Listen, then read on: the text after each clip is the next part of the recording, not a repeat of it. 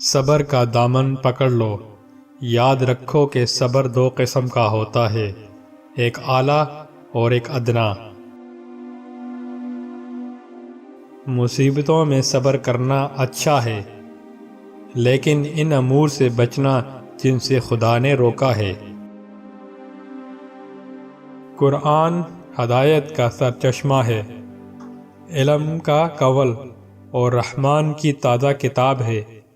اس کے ذریعے خدا اندھی آنکھ، بہرے کان اور بند دل کو کھول دیتا ہے۔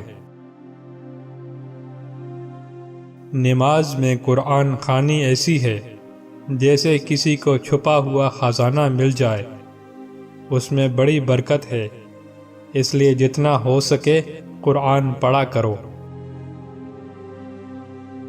جو کوئی عشاء کی نماز پڑھے بغیر سوئے، خدا کرے اسے کبھی سونا نصیب نہ ہو۔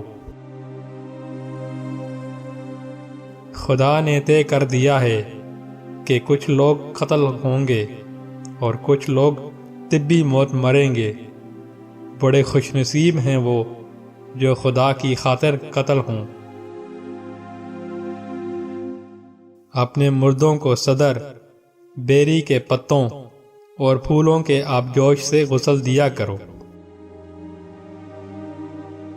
غروب آفتاب کے بعد نہ تو افطار میں تاخیر کرو اور نہ نماز مغرب کے لیے ستاروں کے گنے ہونے کا انتظار کرو۔ اگر میرے پاس مال و دولت ہوتی تو میں بیت المال سے کچھ بھی نہ لوں گا، البتہ اگر ضرورت مند ہو تو قاعدے کے مطابق کھانے کے لیے ضرور کچھ لوں گا۔ جب حاکم ہمدرد ہو اور رعایا اس کی خیر اندیش ہو تو حاکم کا فرض ہے کہ رعایا کے ساتھ اچھا برتاؤ کرے۔